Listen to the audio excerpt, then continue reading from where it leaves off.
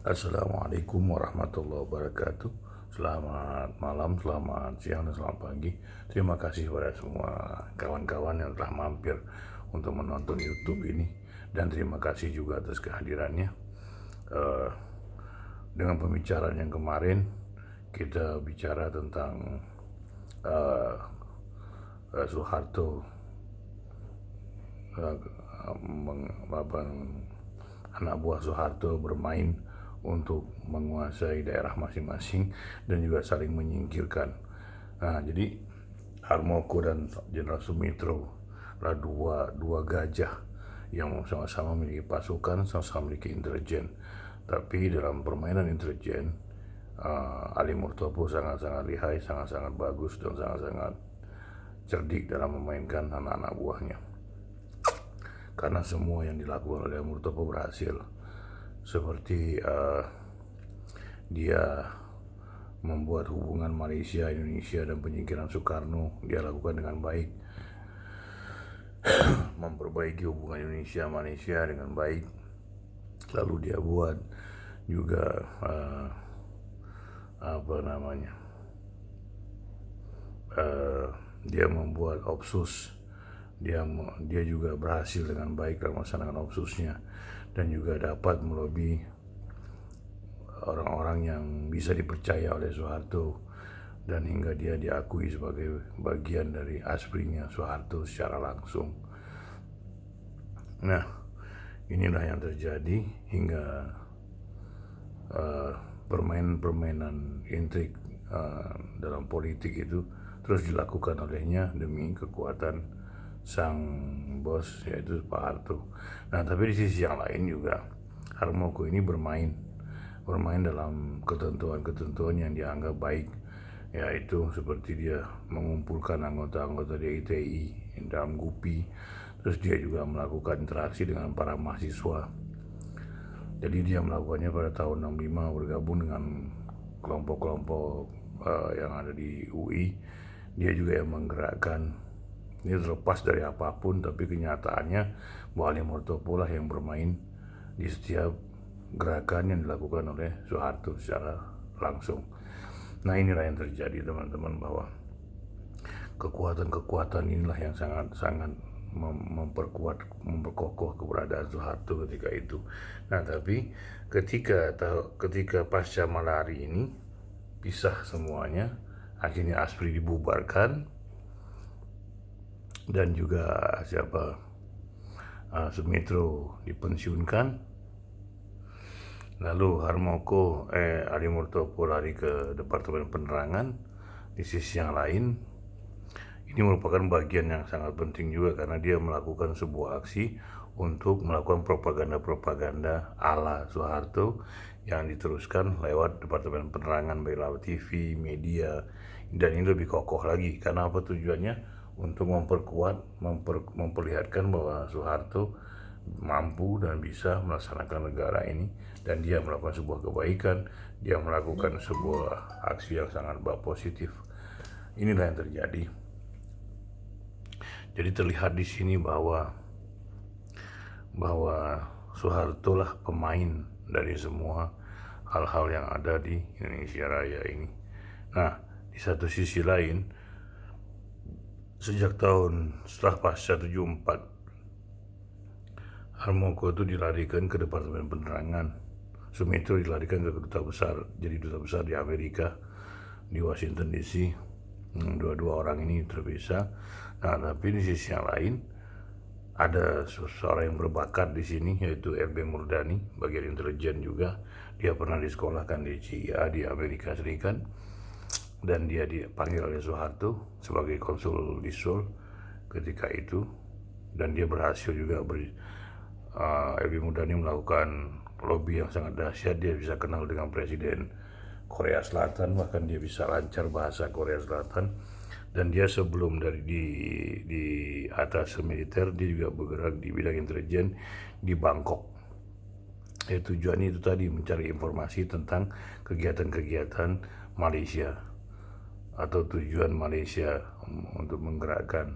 Nah, tapi di sini dia diperintahkan oleh Ali Murtopo untuk melakukan sebuah memata-matai keberadaan Malaysia dan negara-negara sekitar melalui sebagai seorang tiketing, sebagai seorang orang Garuda yang bekerja di bagian tiket. Nah, lalu disinilah eranya LB Murdani. Jadi setelah habisnya Ali Murtopo, dimunculkanlah orang yang baru, yaitu seorang LB Murdani. Tapi LB Murdani ini lebih cerdas lagi dalam melakukan kegiatannya. Seperti itu.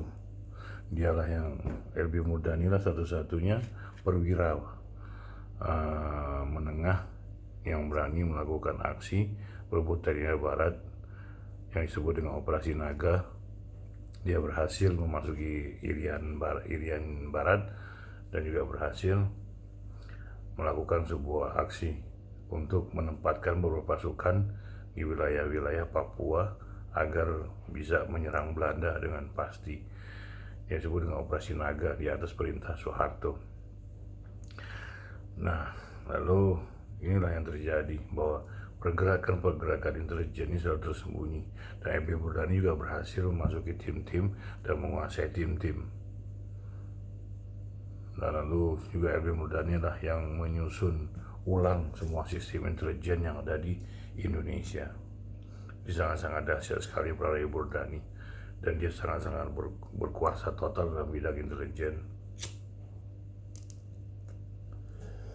Inilah yang terjadi. Jadi Soeharto demi menguasai kekuasaannya, dia memanfaatkan orang-orang yang memang ahli pada bidangnya, dan ini sangat-sangat bagus dalam manajemen perang. Soeharto merupakan orang yang paling hebat dalam strategi.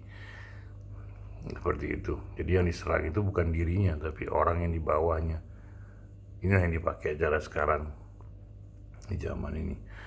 Jadi sama aja sebenarnya. Jadi memberikan, tapi kalau hal-hal yang dia anggap bagus baru dia maju, tapi kalau dianggap kira-kira agak membahayakan, dia mundur, dikasih pada orang lain.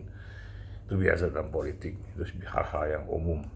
Nah, disinilah terlihat bahwa bagaimana penguasaan Soeharto terhadap pemetaan dalam politik di bangsa ini. Dan juga Harmoko lah yang buat ide untuk menyatukan beberapa partai menjadi 3 partai. Dan Harmoko juga lah yang melaksanakan pemenangan Golkar di berbagai daerah di Indonesia dalam setiap pemilu. Lalu Harmoko lah konsep-konsep awal Soeharto berkuasa. Jadi apapun yang dilakukan oleh Harmoko merupakan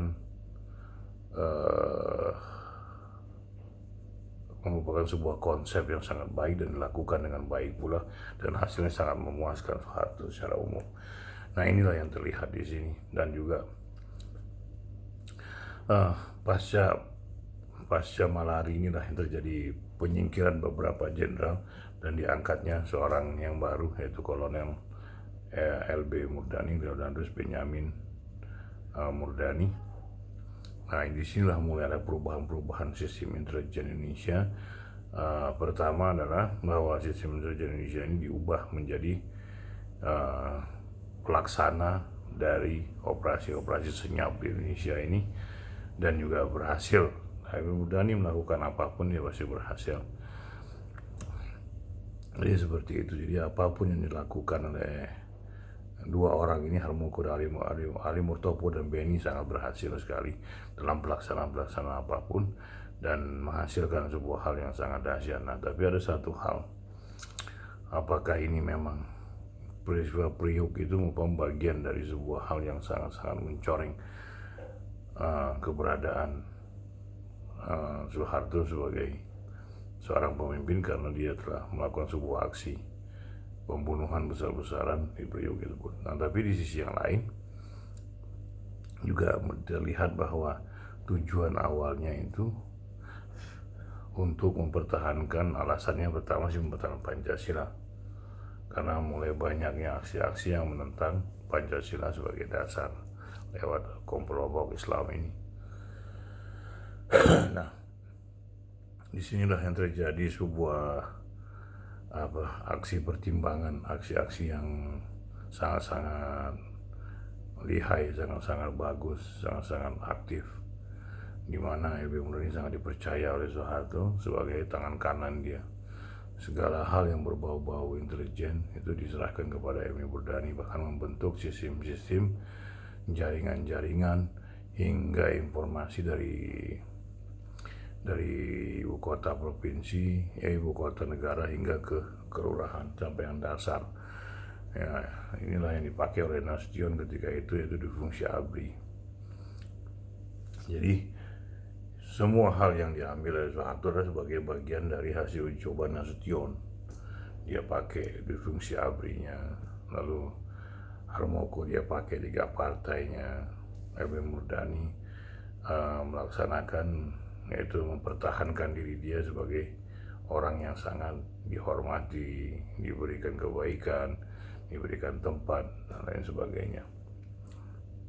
Jadi disinilah gerakan dua hal yang harus kita lihat, bahwa militer itu sangat-sangat berkuasa besar. Jadi dari tahun 71 hingga dari tahun 68 hingga 98 itu merupakan suatu gerakan yang sangat-sangat dinamis, sangat-sangat progresif, dan sangat-sangat menekan. Jadi pola yang dipakai Soeharto itu adalah kekuatan tangan besi, diktator. Di sisi yang lain juga bahwa yang dilakukan oleh Soeharto adalah dengan melalui gerakan senyap intelijen.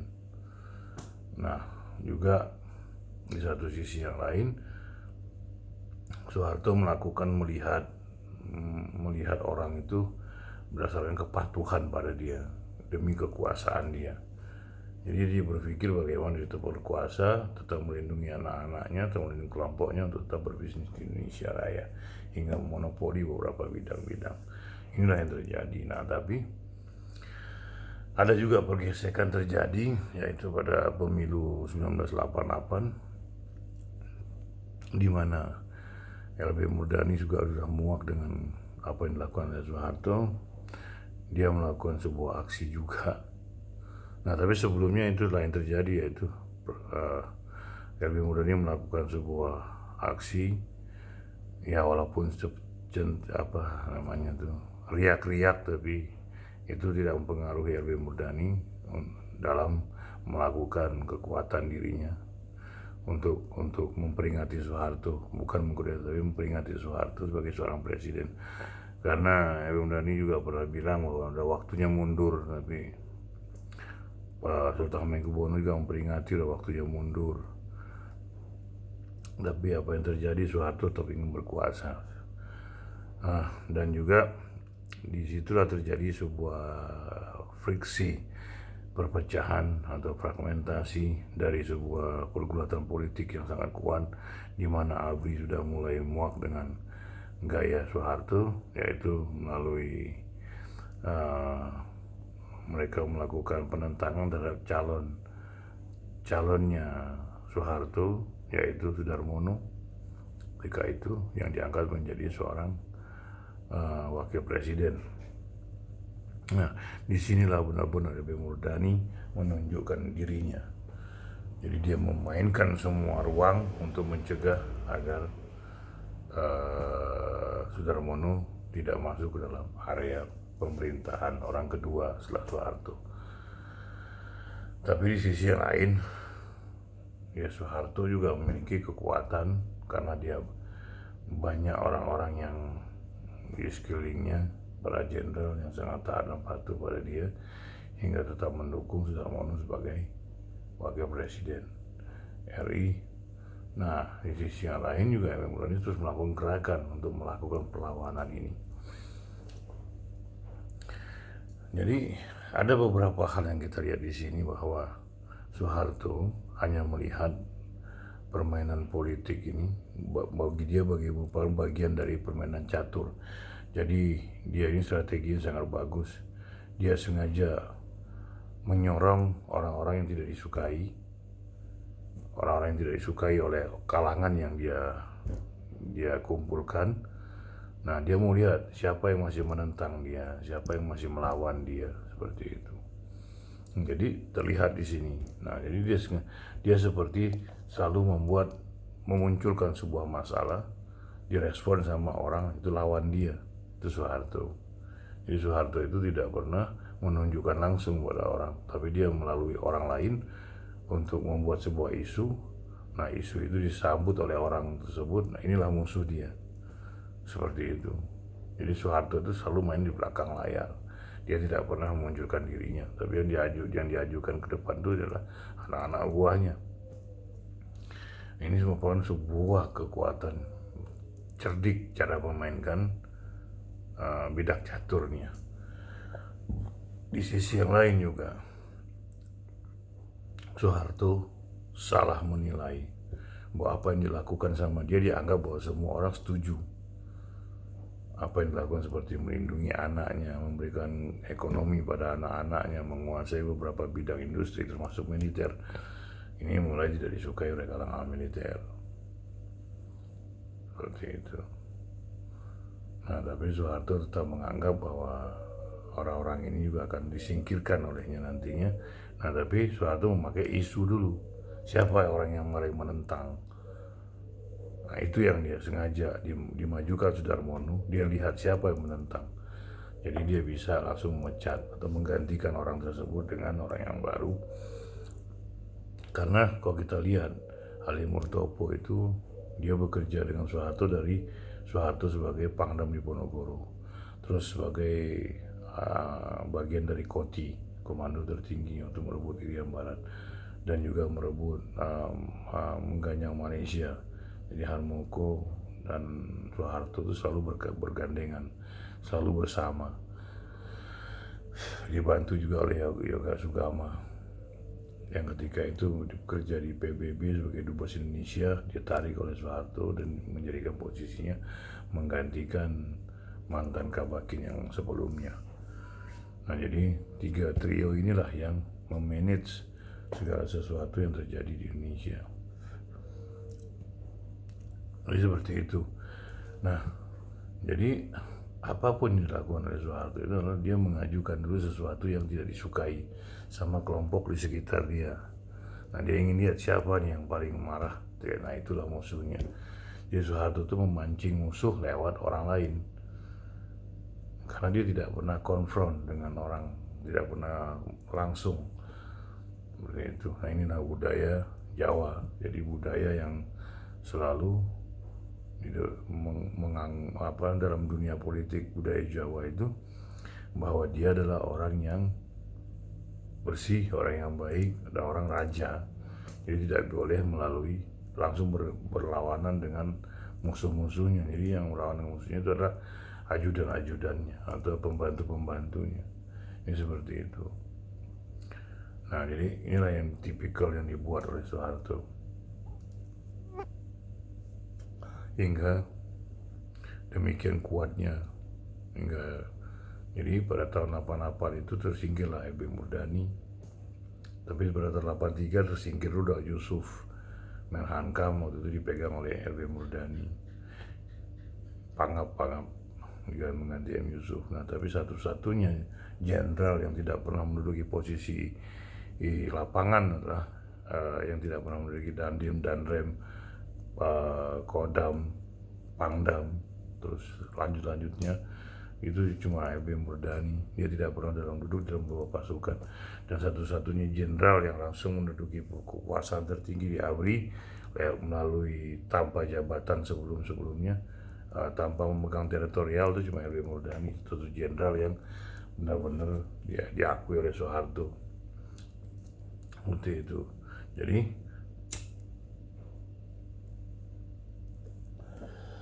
Soeharto itu adalah pemain tunggal dari setiap segala hal yang ada di Indonesia Raya ini.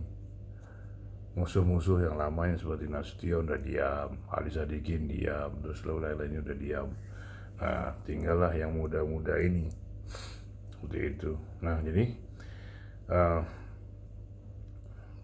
pada masa Soeharto berkuasa itu, dia selalu menggunakan bidak-bidak untuk mempertahankan diri dia hingga dia tidak terlibat langsung dalam apa yang terjadi di arena politik, tapi dia hanya melihat saja hingga dia tinggal ambil keputusan apa yang harus kita buat dengan kondisi seperti ini.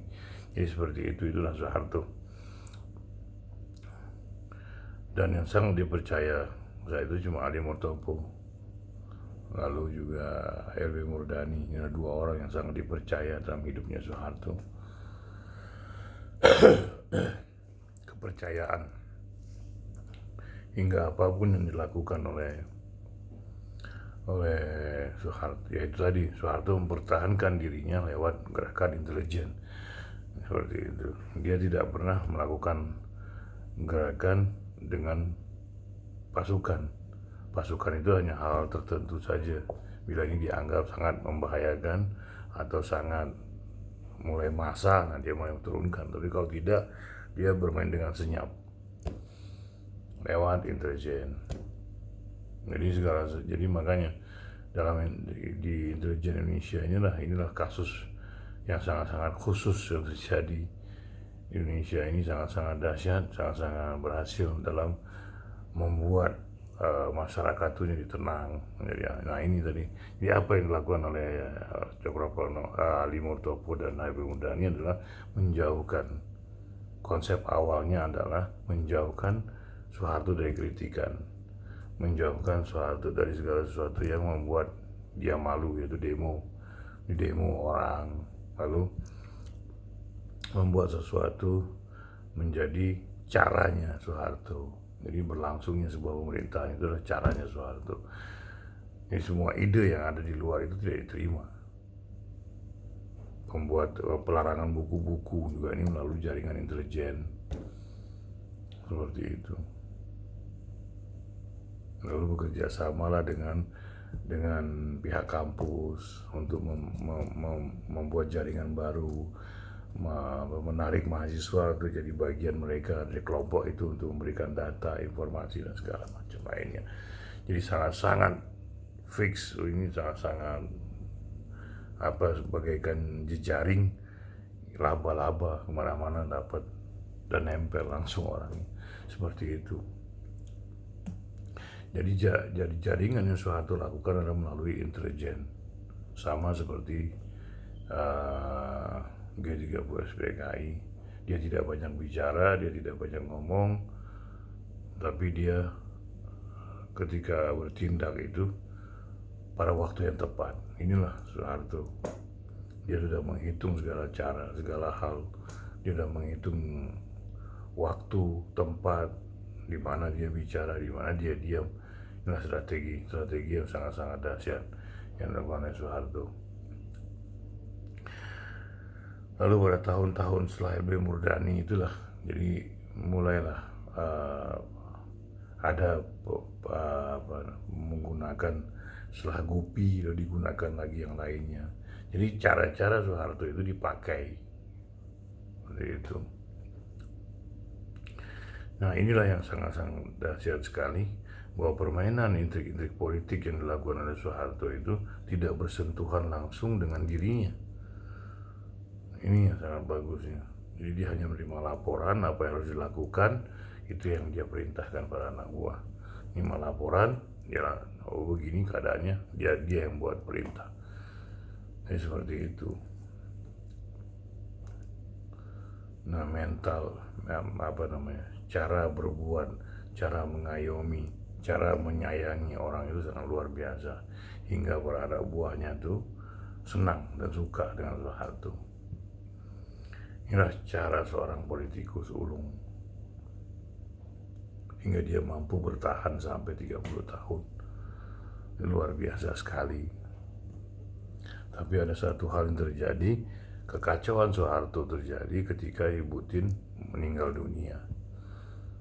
Nah inilah kekacauan mulai melibatkan anaknya, dijadikan mensos. Akhirnya terjadilah utang negara pada warteg sampai berapa miliar, itu yang terjadi. Jadi amburadulnya tuh udah mulai tampak gitu. Karena itu tadi, bagi orang Jawa tulang punggung sebuah tonggak rumah itu yaitu istri. Ketika istri nggak ada, habis. Nah, Soeharto itu adalah jadi ukuran budaya Jawa itu tonggak yang terbaik di rumah itu ya istri, seperti itu. Jadi benar-benar luar biasa. Jadi ketika Bu Tin udah meninggal, nah ini yang terjadi, mulai berantakan. Cara berpikirnya mulai ngawur, cara melakukan pendekatannya mulai kacau, seperti itu. Nah, di mana militer menarik diri dari dirinya, banyak menteri yang mengundurkan diri, seperti itu. Tapi ini lebih sakit daripada apa yang dilakukan terhadap Soekarno.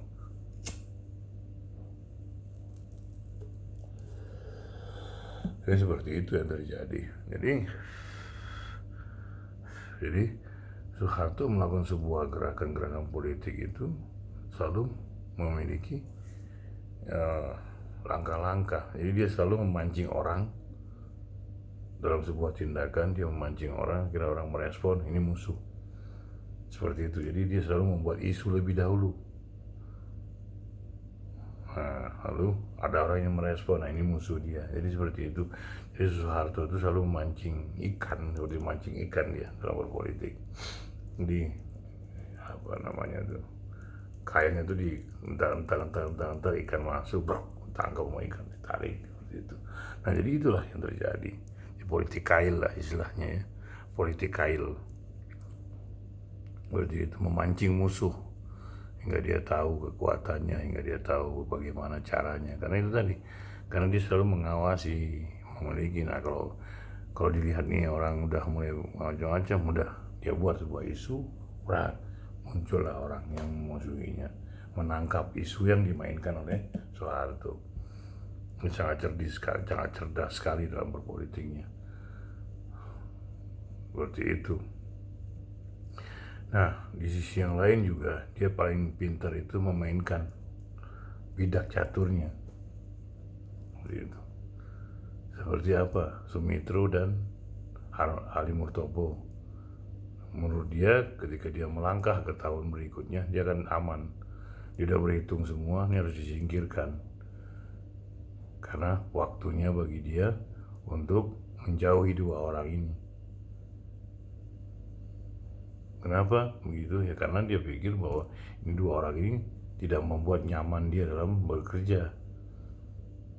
Kenapa? Karena saling mengetahui rahasia masing-masing, saling mengetahui kekuatan masing-masing. Cara biar mereka tidak memiliki pengaruh gimana? Turunkan dari posisi, pensiunkan, selesai.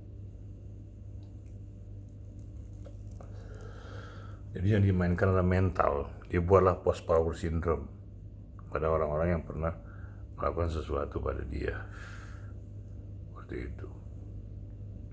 Jadi Soeharto ini bermain dalam strategi-strategi yang sangat-sangat dia perhitungkan, dan dia juga mengukur waktunya orang bersama dia,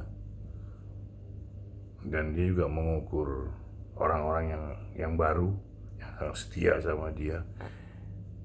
Dia juga tahu siapa yang gila jabatan, siapa yang gila ini. Nah ini itulah kehebatan Soeharto yang tidak dimiliki orang-orang saat ini. Lalu bagaimana biar dia tetap eksis itu tadi dibuatlah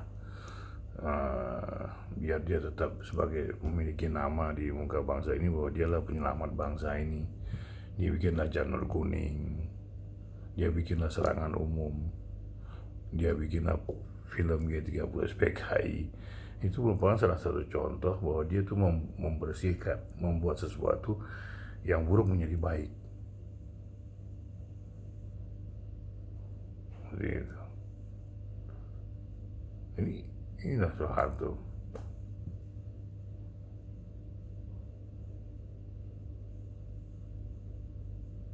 Dan dia menekan musuh-musuhnya hingga tidak terdengar lagi suaranya, tidak mampu lagi berbuat sesuatu. Dia benar-benar diblok sama dia.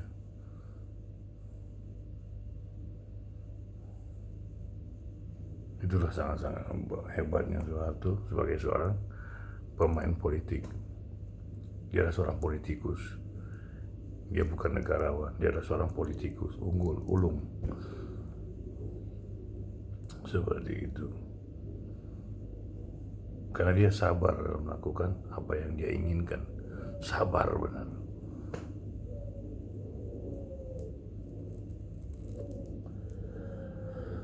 Ini sudah terjadi. Nah, jadi ketika LB Murdani selesai, nah orang-orang yang disingkirkan oleh LB Murdani ini dinaikkan sama dia. Seperti siapa? Faisal Tanjung. Faisal Tanjung itu dari Majen dari 80 berapa sampai 80 berapa, dia tetap di seskuad. Seperti itu. Jadi penggantian inilah yang sangat-sangat dahsyat sekali. Itu. Di Mardani Panggabean diganti oleh M. Yusuf. M. Yusuf diganti oleh M. Murdani. M. Murdani digantikan oleh siapa yang habis M. Murdani itu? Trisno apa ya? Baru Faisal Tanjung, enggak Faisal Tanjung, Wiranto, Faisal Tanjung. Enggak Wiranto, Faisal Tanjung lebih dulu gitu. Faisal Tanjung baru Wiranto.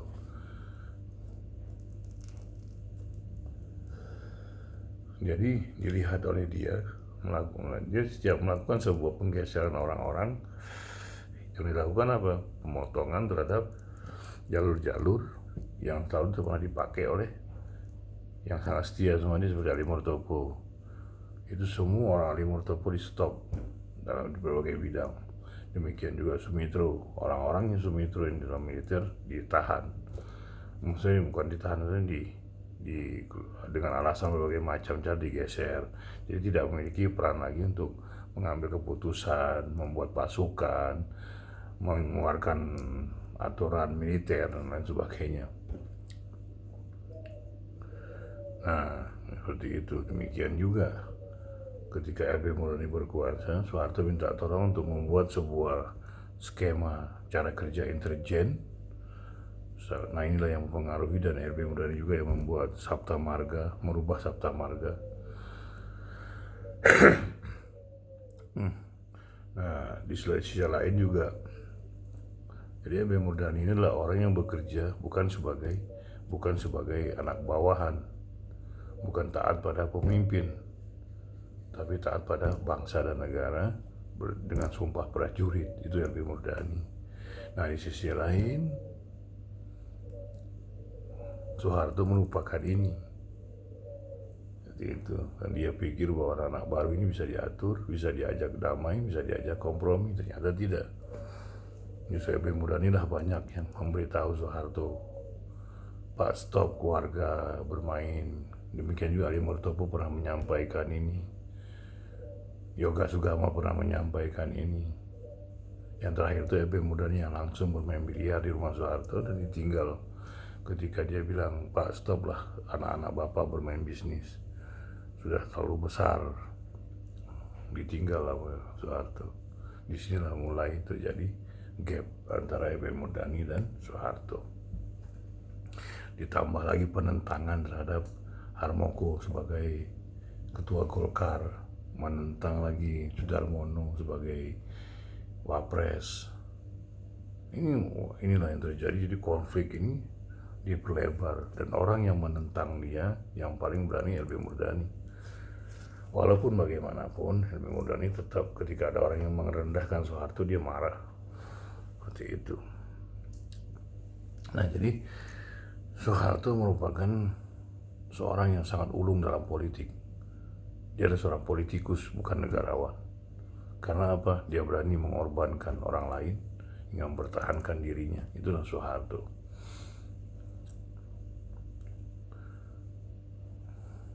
Seperti itu. Dia hanya punya kecerdasan dalam berpikir untuk bertahan dalam kekuasaan. Dia berpikir memiliki kemampuan dalam mempertahankan kelompoknya, mempertahankan keluarganya, dan juga memperbesar daya ekonominya. Itu aja Soeharto miliki, tapi selain itu nggak ada. Seperti itu. Inilah yang terjadi. Jadi tidak memiliki sebuah sebuah kekuatan dalam dirinya terhadap bangsa lain. Di ASEAN itu bukan apa-apa karena semua dikuasai Amerika. Itu makanya dia sangat hormat, mereka sangat hormat pada Soeharto. Karena apa? Karena anti PKI, berhasil menghancurkan PKI di Indonesia. Itu aja sebetulnya. Bukan karena dia seorang negarawan, bukan. Tapi berhasil menghancurkan PKI. Dan Amerika pun menyuruh kelompok yang ada di Asia Tenggara dan Australia untuk membantu Indonesia. Seperti itu. Jadi seperti itu. Jadi apapun yang dilakukan oleh Soeharto itu hanya dilihat sebagai seorang politikus ulung lah. Dia bisa mampu memainkan semua apa yang mau dia mainkan, dan dia berhasil dengan itu. Jadi strategi Soeharto itu adalah mengorbankan orang lain, mempertahankan dirinya, mengangkat orang yang baru, membuang orang-orang yang lama, dan juga menutup jalur-jalur. Jadi semua kelompok orang-orang lama ini sama dia digeser semua. Dia masukkan orang yang baru itu membuat lagi sistem yang baru. Jadi seperti itu terus menerus. Hingga berhasillah dia mempertahankan dirinya. Kenapa? Karena orang-orang yang sekeliling dia ini membuat sistem yang baru. Jadi mereka sibuk pada urusan apa yang mereka buat. Karena perintah. Ya seperti itu. Jadi seolah-olah bahwa apa yang dilakukan oleh orang baru ini berdasarkan perintah dia. Tapi tidak ada yang pernah melihat efek awalnya, akhirnya, bahwa sebenarnya tujuan dia untuk menyibukkan orang-orang sekitar sini agar tidak berfokus pada dirinya. Dan seperti itu, ini politik. Seperti itu. Nah, kecerdasan Soeharto itu adalah di manajemen politiknya. Ini Soeharto. Dan sangat-sangat baik. Seperti itu. Dan dia cerdas dalam bermain dalam manajemen politik, mengatur strategi politik, mengolah permainan-permainan politik. Seperti itu. Ini sangat-sangat dahsyat sekali. Ini yang terjadi. Bahwa Soeharto menguasai orang bukan karena dia memiliki wibawa, karisma, bukan. Tapi apa? Karena dia memiliki strategi politik yang sangat-sangat ulung. Seperti itu. Jadi dia berpikirnya bagaimana saya berkuasa, bertahan, melindungi kelompok saya, melindungi anak-anak saya. Bagaimana dengan masyarakat? Ya angkat aja sudah beberapa persen ekonomi. Dibesarkan di sini, dibesarkan di sana. Bikin ini, bikin itu. Ya soalnya membangun. Tapi yang menggunakan kan anak-anak dia juga semuanya. Seperti mobil Timor dan mobil Bimantara. Rasanya, segala macamnya. Gitu. Ini merupakan sebuah hal yang sangat-sangat luar biasa menurut saya. Kenapa? Karena dia mampu memanage orang-orang yang ada di Indonesia Raya ini, dan orang-orang yang memiliki kemampuan berpikir tapi bisa dicatok sama dia dalam genggaman dia. Itu yang luar biasanya. Dia bisa memainkan orang. Ini yang sangat luar biasa Soeharto. Dia adalah politikus ulung. Seperti itu. Nah, ketika sudah tidak dipakai lagi, dia akan singkirkan orang-orang itu dan dia bersihkan semua kelompok-kelompok orang tersebut di berbagai macam bidang. Dia masuk ke orang baru ini membuat sistem lagi. Beberapa tahun, singkirkan lagi, buat sistem yang baru lagi. Jadi perputaran pembuatan